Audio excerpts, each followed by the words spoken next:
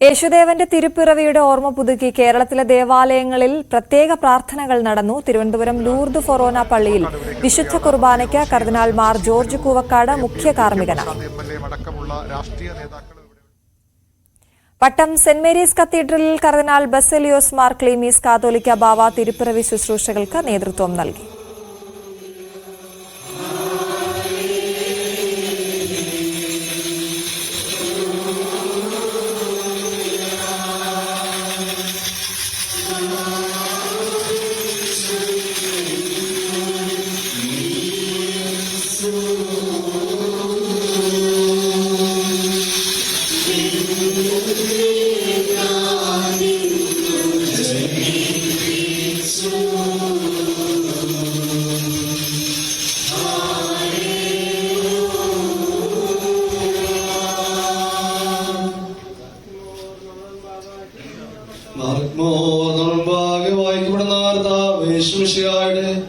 വിശുദ്ധ എവൻഗേലിയോനിലെ ദൈവത്തിന്റെ ജീവനുള്ള വചനങ്ങൾ ആദരവോടും ഭക്തിയോടും കൂടെ നാം ശ്രദ്ധിച്ചു കേൾക്കണം.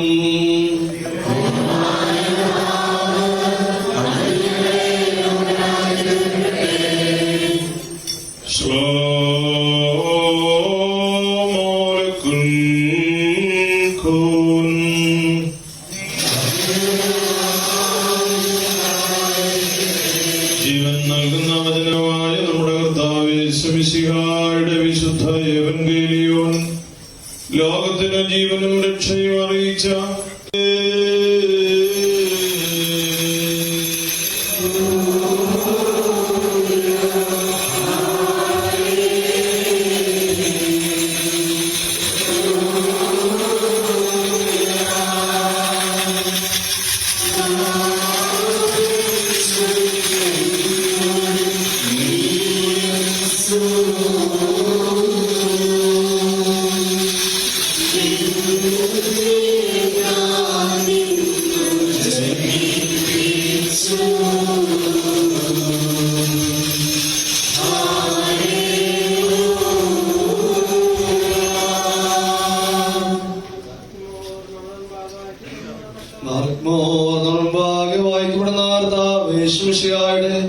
വിശുദ്ധ എവൻഗേലിയോനിലെ ദൈവത്തിന്റെ ജീവനുള്ള വചനങ്ങൾ ആദരവോടും ഭക്തിയോടും കൂടെ നാം ശ്രദ്ധിച്ചു കേൾക്കണം.